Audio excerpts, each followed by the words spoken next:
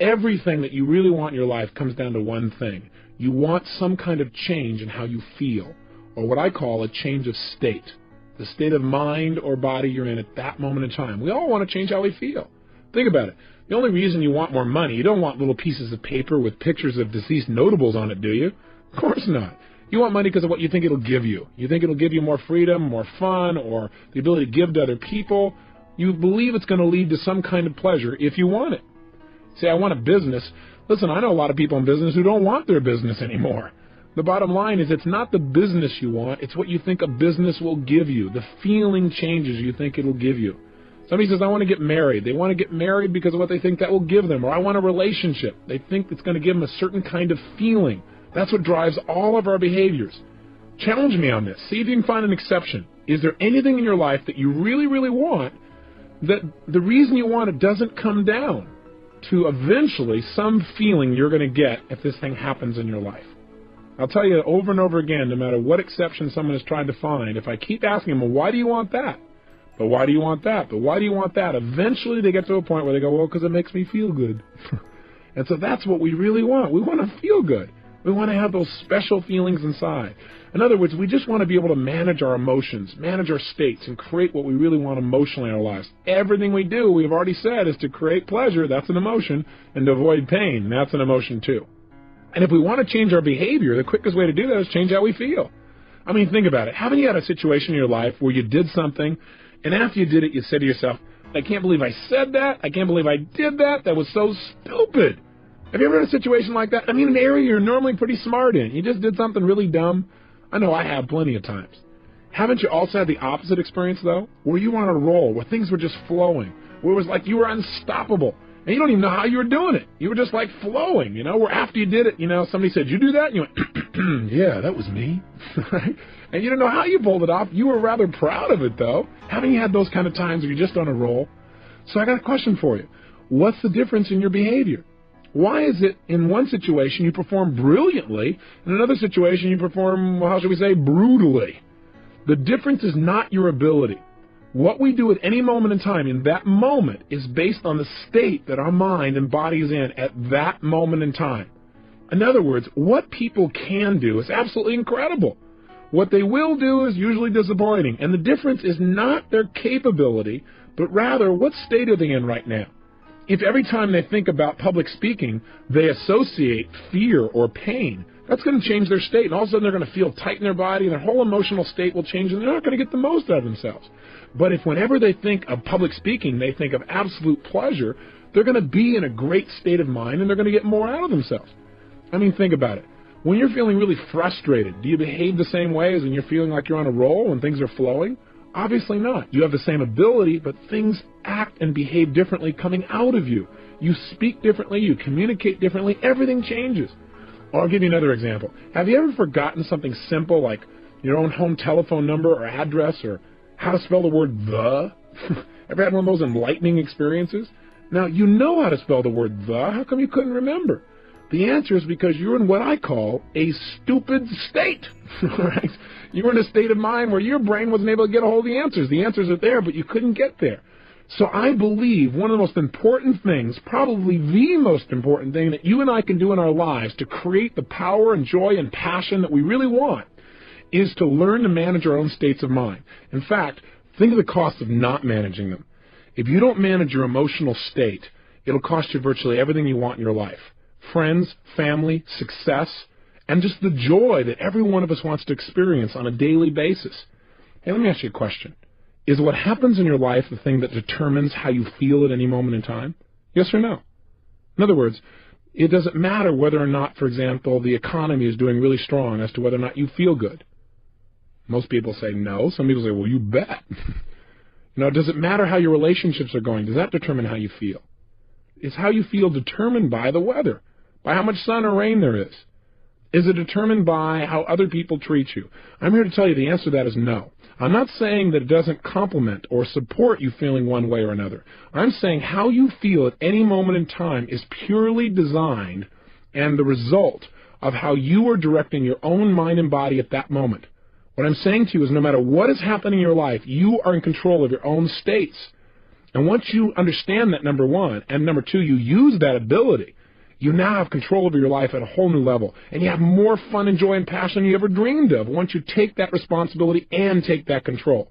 Now, for some people, when they say, well, that seems like a heavy responsibility, well, look at the opposite. What's the price of not managing your states? Well, I'll ask you a question. What does John Belushi, Elvis Presley, Freddie Prince, Jimi Hendrix, Janis Joplin, and Marilyn Monroe, what do they all have in common? They're all people that never learned how to manage their state, that's what. They all were people that had every reason in the world to be happy by anybody else's standards, but who destroyed themselves, literally killed themselves in the end. I mean, Belushi's one of my favorite examples. Why? Because I liked this guy. Didn't you? Wasn't this a fun guy? I mean, if you were to think of somebody, didn't he feel like this guy that you could connect with? I don't know about you, but I really enjoyed him. And millions of other people did as well. He had what most people would think would make them happy. He had all these people that loved him, appreciated his work. He got to be creative. He was in movies. He was in television. He was on Broadway. I mean, here was a guy that was spontaneous. He had a great family that totally loved him. He had all the money and fame that most people think that they could possibly want or need, and yet he's not here. How come? He's dead. Why? Not because of old age, you'll recall, but because this man did not know how to control his own emotions within himself, and he tried to change the way he was feeling by using drugs. He used drugs as a way to change his state, and he's no longer here. And neither of the other people I mentioned on this list. Think about it. There's a major price in not managing your state. And in managing your state, there's major rewards. Now let's contrast Belushi with a friend of mine. His name is W. Mitchell. One of the people in the world that I only love most, but I also have the most respect for. W. Mitchell's a unique guy. 15 years ago, he had a unique experience, one that most people would never forget. He was driving his motorcycle 65 miles an hour down a freeway when something caught his attention. When he looked over while he continued to drive forward, he got fixed on something. I don't know if you've ever done that. He got stuck there a little too long. Well, when he looked up, he was traveling 65 miles an hour right into the back of a Mack truck that had stopped in front of him. In a last-minute, split-second decision to try and save his own life, he slammed himself on the ground, and he slid 65 miles an hour underneath this truck across the pavement. Then the worst thing happened. The gas cap popped off. Fuel spilled out all over the place, and then from the friction, exploded and ignited. 3/4 of his skin was burned off. His entire face was mutilated. His fingers burned all the way down to the knuckles. He woke up 2 weeks later in a hospital bed in searing pain, fearing to even breathe. Now, for most people at this point, they'd say, hey, I'm out of here. Why stick around in this body? I'd rather just die. But not only did he not die, but he's become an example of true possibility for people all over the country. I mean, this gentleman could not even take drugs because his body was in such bad shape, but when people met him, they thought he must be on drugs because he seemed so up. You know, they go in and talk to him, they feel bad, and he goes, hey, it's over, we just got to move on. His mother said, well, you just must not realize how bad it is. Well, the reality is, he just made a decision. He decided that he was going to manage his state. Why? Because he saw the alternative as much more painful. He said, look, I got one of two choices. I can feel bad emotionally about everything I've lost and just make my total life a mess emotionally and have more pain to add to my physical pain, or I can focus on what I'm going to do, which means I can at least focus on something that could bring me some pleasure and get rid of my focus on the physical pain. And that's what he did. His life has become such an example because he kept managing his emotions. Now, not only did he do that, but within 3 years, he managed himself so well that he got back into business, even though he didn't look too terribly attractive. But he ended up going into business and becoming extremely successful. The new company he developed after his accident became the #1 employer of its type in the state of Vermont. He became a millionaire. He even learned to fly airplanes. Now, that's not the end of the story. About 8 years later, he's flying his airplane with 3 other friends in Colorado, and he made himself a rather big mistake. He didn't go through his checklist, and he didn't notice that there was frost that had developed on the wing. And when he took off, he crashed. 3 people walked away. He was not one of them. He was paralyzed from the waist down for life. So they cut off his toes since he didn't need them anymore and sewed them on his hands so he'd have something to be able to grasp things with. He's stuck in a wheelchair now for life. Of course, he doesn't look at as stuck in a wheelchair. In fact, you say at this point he must have given up, right? No. Even after his wife left him, she said, look, I don't want to be around a fried cripple. Even after all that, he still didn't give up. He turned around, and the city he was living in Colorado had some major problems. He decided to become the mayor of that town. After that, he decided to run for lieutenant governor of the state of Colorado. He placed third in a group of 6, and he ran on the issues, not on a sympathy vote. And he campaigned door to door. Now remember, this guy didn't look too terribly good. In fact, he used to wear a button that said, "Send me to the governor's mansion, and I won't just be another pretty face." Kind of a nice way to interrupt people's patterns and make them associate something new to you. Now, he didn't win the lieutenant governor's place. He still didn't give up. He now has his own radio show in Colorado, and he has found the woman of his dreams and remarried.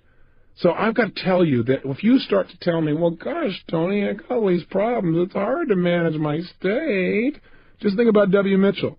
When I look at somebody like Belushi and see all that he had, and I look at somebody like Mitchell, who seems to have all these challenges but is so happy, so successful, such a sense of possibility, it becomes clear to me that I have no excuse to ever not manage my state on a consistent basis. No matter how big the problems may seem, you're much better than anybody like that might ever hope to be. So how do we manage our states? Well, one, remember, I believe virtually everything in life comes down to why to first, then how to. I believe if you want to succeed, you got to have 80% of success is figuring out why to succeed, why to manage your state, for example. 20% is how. Here's the how, and let's do it quickly, and let's just get right to doing it and doing some exercises. There are 2 primary ways to control your state of mind and body. They are, number 1, controlling the way you use your physical body, what we call your physiology, and number 2, controlling your mental focus. That is what you pay attention to, what you think about, what you picture, what you say to yourself. Today we're going to focus on how to use our physical bodies to create the emotions that we want at any moment in time. And then on your next tape, we're going to work on how to control our focus, how to control the mental imagery and pictures and things that we think about in a way that immediately changes our state as well. Let's start and focus again today on physical movement. Now I want you to think about something here. In order to feel anything in your life, you feel it through your nervous system, through your physical body. Now if I told you I know someone who is totally depressed, I bet you could tell me about the way they move or even their posture, and you would probably have an accurate representation. In other words, if I told you about someone I know that's totally depressed, and let's say they're outside your door right now, and I said to you, for $100,000, describe for me, what is this person like? What's their posture like, for example? What would you say? Most people will say, slumped over. Where's this person's head? Most people will say, down. Where are their eyes? Again, most people will say, down. Where is this person's breathing? Is it full or shallow? Again, most people say shallow. And where is this person's facial expressions? Are their muscles in their face pulled up and tight, or are they down and slack? Again, most people say slack. How did you match up with these descriptions? Again, if you're like most people, most of those descriptions match the picture you have in your mind. Why is it that when we think of a depressed person, we think of somebody who's physically hunched over a little bit, looking down, talking a little bit more slowly, with their eyes down and their breathing shallow and their facial muscles slack? The answer is, in order to get depressed, you got to work at it. It's not easy. You have to use your body in a certain specific way. I mean, try something ridiculous with me for a moment, won't you? Sit up right now in your chair. In fact, if you're not driving, stand up. If you're driving, that would be difficult. But if you're sitting, stand up for a second if you would. And if you're sitting and you're in a car, then sit up. But I want you to stand up ideally. Stand tall, breathing fully. Really strong. Breathe fully. And I want you to look up towards your ceiling. And as you're standing there, breathing tall, looking at your ceiling, what I want you to do is something really ridiculous, really dumb. Put a huge, silly grin on your face. Go ahead. Try it. Oh, come on. Nobody's noticing. You're by yourself. And if they are noticing, then you'll get their attention anyway. Put a big grin on your face.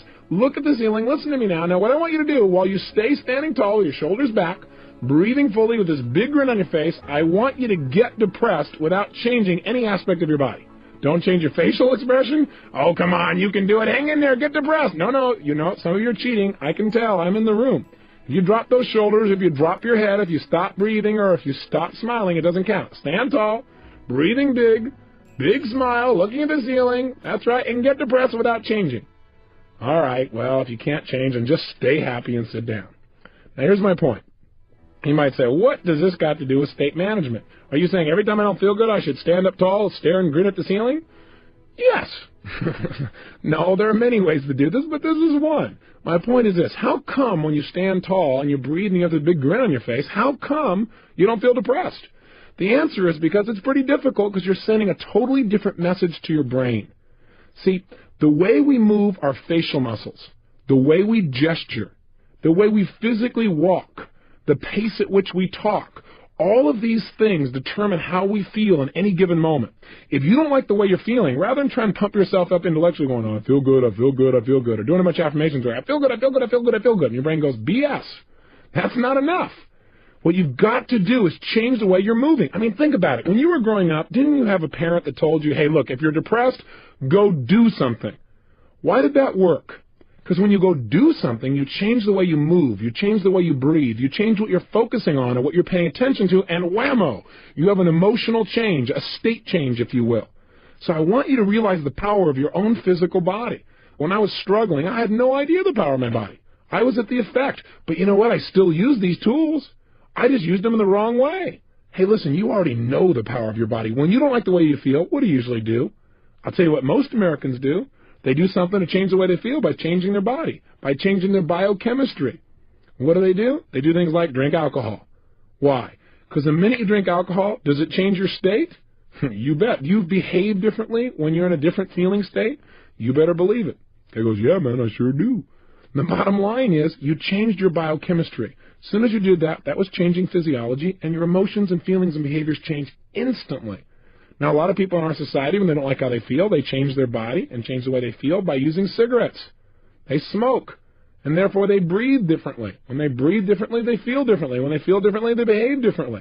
So they don't like how they're feeling. They're feeling a little tight. They're feeling a little frustrated. They're feeling a little stressed.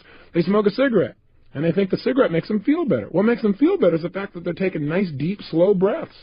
Why not try it without the cigarette? What a concept. Amazing. The bottom line is you can change just by changing your breathing alone. Now, what else do we do? Well, a lot of people, when they don't like the way they feel, what do? They eat. You know, they go, I don't feel good, and they eat. And then they get fat, and they look in the mirror, and they don't like how they look. That makes them feel worse. So they don't like the way they feel, so they eat some more. Right? And then they're caught up in that loop again. Have you ever been there? So food is another way we try and change our physical body in order to do it. Some people just go to sleep. And some people do things like go shopping or watch TV, but we're going to talk about that in your next tape. Those are people that are changing what they're focusing on. But the primary way most of us try and change how we feel is by changing the way we use our physical body. Drugs is the most obvious example. We've already talked about that. Cocaine. Why? Because it changes their state rapidly. That's why people still purchase it, even though it destroys their life simultaneously. They don't focus on that. The point is, any change in your physical body makes an immediate radical change in the way that you feel. So what you've got to learn to do is use this to your advantage. Instead of being at the effect of things, immediately change your emotions. So right now, let me give you a frame of reference about what I'm saying. I learned a long time ago that if I really wanted to succeed on an ongoing basis, I probably needed to measure my level of emotion, my level of intensity. I got a lot of this by working with professional athletes. I noticed that most athletes are really conscious of and pay attention to managing their emotions and their states. And you watch a tennis player, and every time before he hits the ball, he bounces the ball the exact same way, the exact same rhythm, kind of anchors himself, if you will, or triggers himself back into state. Football players do it differently. You know, they grab their other buddy's head and they go wham, wham, wham, and smack heads with him, and then they feel good. You know, baseball players, they spit, you know, grab their legs, you know, scratch the ground, but they do certain things every time to get themselves in state. And as I started to work with professional athletes, people like the Los Angeles Dodgers or the United States Army or individual Olympic athletes, every one of them focused on are they ready or not, kind of checking their state. But you see, in life, I think life is not black and white. I look at life as having many hues and colors and shades. So one day I pulled one of these guys aside and I said, look, it's not are you ready or you're not. Let's try a stupid game, okay? Let's pretend we're going to measure your level of power and readiness on a scale from 0 to 10. 0 is you're dead. 10 is you're absolutely unstoppable. I said, where are you on that scale? And the guy said, well, I'm about level 7, 6.5, 7. I said, well, you're about to bat right now against Dwight Gooden. Tell me, if you stay at level 7, what's going to happen? You know what's amazing? Instantly, he could tell me. When he realized where he was, he said, I'll either ground out or I'll pop up or I'm going to be in a situation where I'm going to strike out. I said, what level do you need to be at on a scale from 0 to 10 to be successful with Dwight Gooden? He said, level 12. I said, okay, that gives me a frame of reference. So you also need to know where you need to be successful. Now, with an athlete, it's pretty clear. For peak performance, they got to be at level 10 or above, if you will, on a scale from 0 to 10. But isn't your life just as important as an athlete's?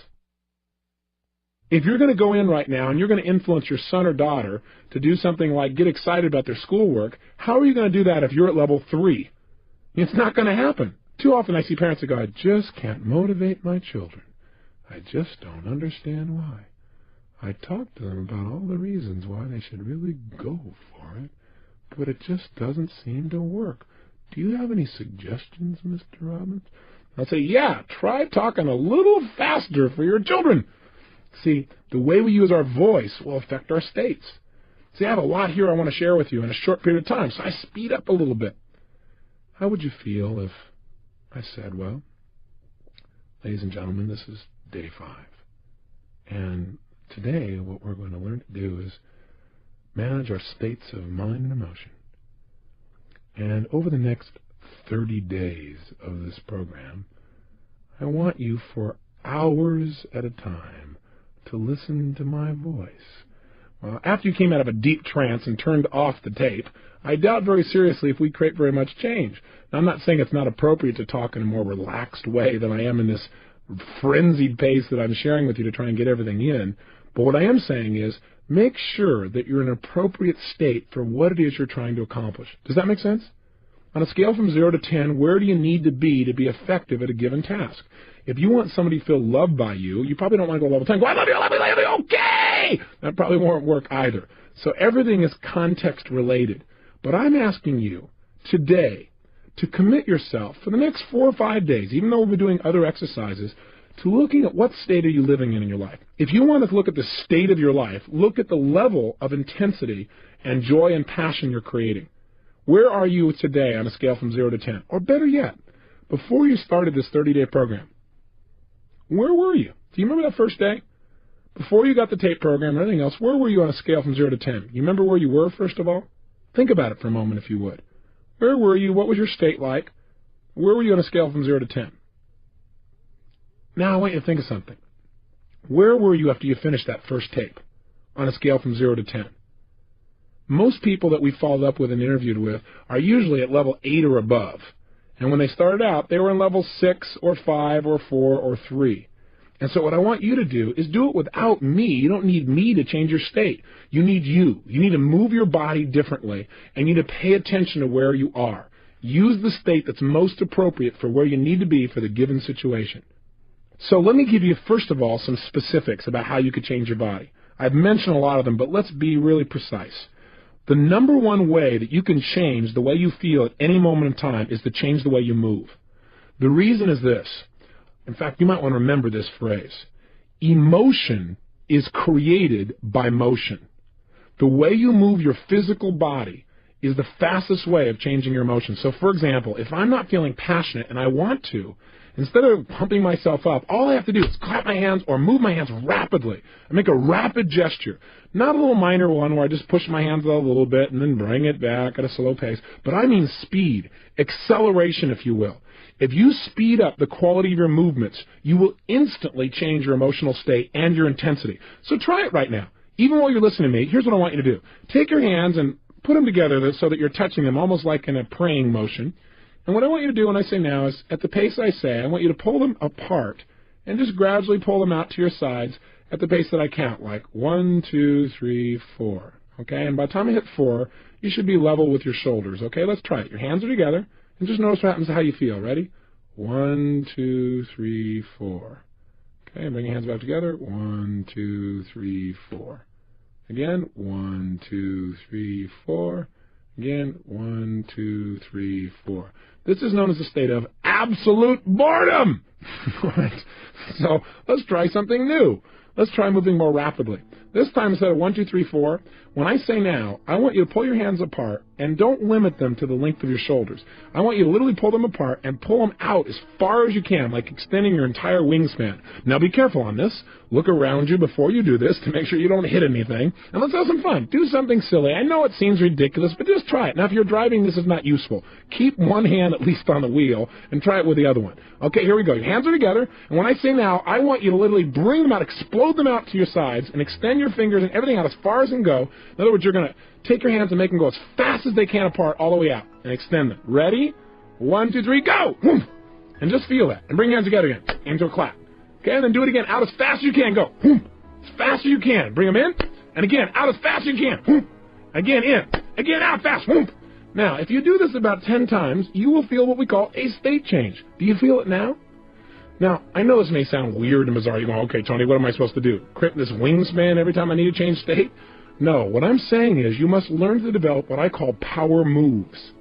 What a power move is to me is finding a certain type of gesture, or a couple of them, that no matter how bad I was feeling, or frustrated, or tired, or whatever the case may be, that I can make this movement and instantly I feel strong. Instantly I feel resourceful. Instantly I feel like I could turn things around. You need to develop what those are. And you already have them, because you've had times in your life when you felt great. How were you moving at that time? That's the first clue. In fact, what I often do with people is get them to stand up and walk around the room and notice how would they walk if they felt totally successful. I mean unstoppable. Try it right now. Oh, you're going, well, I'm in the car. Great. If you're in the car, then you can try this later on. But if you're actually listening to me and you're not in the car, stand up right now and try something. Come on. Don't just listen to me. Stand up. Come on. I'm watching you. I'm there. You got to know this.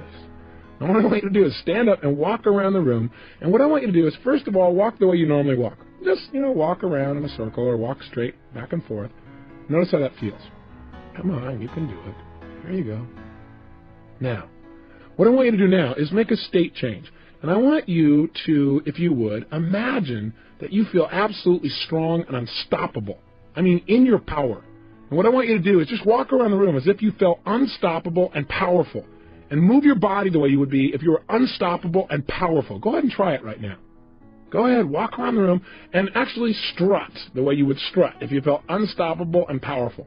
Make a gesture or two the way you would if you felt unstoppable. And then try to go back to the opposite again. Go to feeling not confident, not sure, and walk around the room not sure about whether you can succeed, making gestures like you're not sure.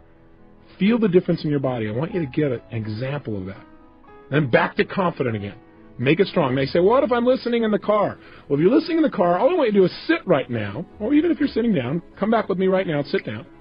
What I want you to do is just notice how you can change your state from being bored and tired to feeling energized just by changing your body. So try this. First of all, sit the way you'd be sitting right now if you had 5 times more energy than any other time you can remember. Come on, go for it. Don't just listen. If you're just going to listen to this tape and not follow through, turn it off. But if you're going to go for it and make changes, then play with me, okay? Sit up in your chair right now. Come on, sit up the way you'd be sitting if you had 5 times more energy than any other time. Breathe right now the way you'd be breathing if you felt strong and excited and energized. Put a facial expression on your face right now like you'd have if you felt totally passionate and excited. No, it doesn't look like this. Come on, put a big grin on your face or a big feeling of energy. There you go, good. And make sure you gesture that way. Notice how this feels. Now, if you don't feel any change, it's because you've not made a radical enough body change. That is, change your body really major. Create more tension, more excitement, whatever it takes. Now, go from this state to being in a state of boredom. Go ahead. Sit the way you're sitting if you're bored and tired. That's it. And just notice how that feels. Go ahead. Really bored and tired. And as you're sitting there bored and tired, I got a question for you. Did you change your body to do it? You bet you did. What did you change to get bored and tired? Well, did you notice anything happen to your head? Did it go down? Did you relax any of the muscles? What happened to your breathing? Did it change? How about your facial expression? Does your muscles go slumping or slack? Now try this. Get back to energize as fast as you can. Oh, come on. Play with me. What I want you to do just for a moment is to practice snapping yourself from being in a state of being bored and tired into a state of energy. It's going to be very valuable for you. Let's try it. Back into an energized state. Come on, as energized as you can get. Come on, sit up in your chair, breathing with some energy, feeling strong. Come on, even more energized than before. Now go to bored and tired. Back to energized. Come on, as fast as you can. Snap yourself. I know this looks weird if you're driving in your car and somebody's looking in the other window, but hey, it'll make their day. You'll change their state. Come on, if somebody else in the family's watching, they don't have to know what's going on. Just go for it. Here we go. Total energy. Lots of energy and excitement. Feel it in your body. Move your body. Sit the way you're sitting. If you have even more energy. Bored and tired. Energize as fast as you can. Come on, snap back in that state. Bored and tired. Energize faster again. Come on, even more, even more, even more. Bored and tired. Energize back in that state again. Feel it and just stay there. Stay in the energized state. Now, you might say, well, this sounds weird. Let me ask you a question. How valuable is it for you to be able to go in life, in business, in your job, in your personal relationships, from being bored and tired and wiped out to being in a peak state? How important would that be to increasing the quality of your life, say on a scale from 0 to 10? I'll tell you, I think it's a level 9 or 10 or above. And I think you probably would too. So developing new ways, new habits of moving your body is the single most powerful way to change state. Here's another quick way. Change your breathing. As I said earlier, one of the reasons people smoke cigarettes is because in order to smoke a cigarette, you change your breathing pattern rather radically. When people eat food, oftentimes they feel better afterwards because they fill their stomach up, and it changes the way they feel and the way they breathe. With all that food in there, things slow down. They feel less stressed. Almost every yogic practice that I've ever studied or noticed teaches some kind of breathing pattern as part of how to change your emotions and the way you can grow spiritually, if you will. So changing your breath, try different breaths, breathing faster, breathing slower, and discover what breathing patterns work best for you to create the changes that you want. Thirdly, learn to manipulate your face. I teach people in seminars how to do what I call facial aerobics. What that means is doing many different expressions as you possibly can in a short period of time, so that what happens is you really have access to different emotional states. Do you know you have over 80 different muscles in your face? And a slight change in your facial muscle instantly changes the way you think and the way you feel. There was a study done at the University of California at San Francisco where they took manic depressives, and all they did was change their facial expressions, made them smile on an ongoing basis. These are people who are manic depressives, bear in mind. People who normally need drugs to change the way they feel. Not one of those persons, while they were able to keep smiling, was able to feel depressed. In fact, some of them began to manage themselves by smiling for 20 minutes at a time for no reason. And pretty soon they began to feel great, and they began to develop a new habit. Do you have habitual facial expressions of grimacing or frustration, where you crinkle up your nose or your eyelids or your forehead or something else that you do on an ongoing basis? I'm here to tell you that those habits create those negative emotions in your body on a regular basis. You need to develop some new habits of using your face. And finally, one of the ways you can manage your state best is to control your diet. And I'm not going to teach you a health seminar here, although I do those across the United States. I do want to say this to you, that most of us in life do not pay attention to what we're putting in our body. And what you're putting in affects deeply how you feel emotionally. Blood sugar, for example, alone makes a radical shift in how you feel emotionally. So if you aren't paying attention to how you're eating and you're throwing anything you possibly can in that body without looking at the consequences, you're going to pay an emotional price. Many times, hyperactive children or people that are having major ups and downs in their life, it just comes from some basic, simple dietary approaches. If they made a few simple changes, they'd live a much more balanced emotional life. So my challenge to you is to study health, to find out not how to throw your pendulum and go off on the deep end on some bizarre diet, but how can you make sure that the way you're breathing, the way you're moving, and the way you're eating things is giving you as much as possible to your life and not taking away, not throwing your life into a pendulum. Make sure that you have that physical energy and drive. It comes from having enough sleep and eating well. For now, though, I want to have you focus on one emotional state, because I'd like you to be able to trigger a state change anytime you want. And that emotion is the one I note as passion. As you may have picked up, I'm a fairly passionate person. And I talk about that at the end of each tape, because I think out of a state of passion, you can create almost anything you want in your life. I think most people in life want passion. They want that drive, that attraction to life. They want that juice in their relationships, in their business, and their ability to learn. But most people are barely making it through the day, you know? I mean, hey, you got to watch TV, fight the traffic home, get a bite to eat, and go to bed so you can get up tomorrow and start the same vicious circle all over again. I mean, after all, guys got to work, got to make your way and stuff. After all, I work hard for a living. Can't expect me to be passionate at the end of the day. Easy for you, but come on, I work for a living. Let me just tell you something. I used to believe that kind of stuff, and I used to feel that way too. Am I saying you can't talk slowly and be passionate? Absolutely not. I can talk quietly and still have passion coming through in my voice, in the way I'm speaking to you, in the way I feel inside. But that's passion. This is not passion. If you want passion, you got to talk like you're passionate. You can't talk like you're bored and feel passionate. It won't work. Your body will lead your mind. Take care of it. How can we use this knowledge? Simple answer. I want you to do it by doing the following. In a moment, at the end of this tape, your only exercise today is to do this. I want you to absolutely whip yourself into a passionate state. And if there's somebody there, I want you to talk to somebody about something, and I want you to do it two different ways. Talk to them about something you believe in, something you're really usually pretty excited about, but do it in a dispassionate way. In other words, talk to a friend. And by the way, let me just say this. If you're in your car or if there's nobody there, talk to the wall, okay? Talk to the road. It doesn't matter. If you're talking to yourself and people are driving by, they'll again be entertained, so this is very useful. Now, here's what I want you to do. If while you're doing this, I want you to talk about something, and you can just talk out loud to no one or talk to someone if they're there, talk about something you're normally inspired about, but talk in a non-inspired way, a dispassionate way, where it's like you really don't believe what you're saying, but you're just trying to convince somebody of something. So you say, gosh, what's really important to me in life is learning to change people's conditioning and help them to succeed. And I really think that if you were to study it, it would really change your life too. And I want you to notice what you do when you're dispassionate. Notice, for example, how you're standing. Are you wavering back and forth? Are you standing still? Are you back on your heels? How do you gesture? Or do you even gesture when you're dispassionate?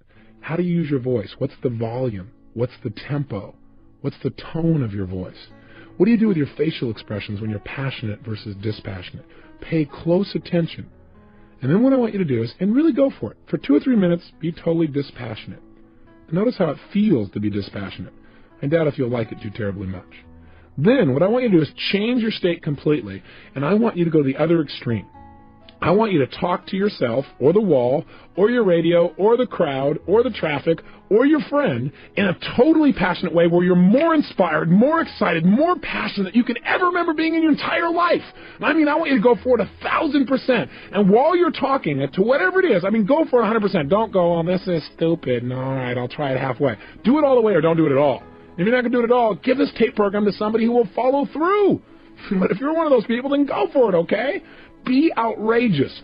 Push yourself. And then notice, how are you moving differently? What are some of the specific gestures that you give when you're passionate? And where are they? What's the difference in the quality of them? What's the difference in how you use your voice? What's your volume like? What's your tempo? What's your facial expressions like? Again, notice the difference. When you're done, here's your assignment. Your assignment is pull out your success journal and record the difference. In other words, what I want you to do is leave this session today having knowledge of the buttons in your brain. In other words, if I notice that if I take my right hand and I actually snap it out in front of me very, very fast, that when I'm passionate, I tend to do that making a point. And when I'm dispassionate, my hands are below my waist or just kind of hanging out there. Then the next time I want to be passionate, even if I'm not feeling passionate, I can just snap my hand out there and immediately it's there.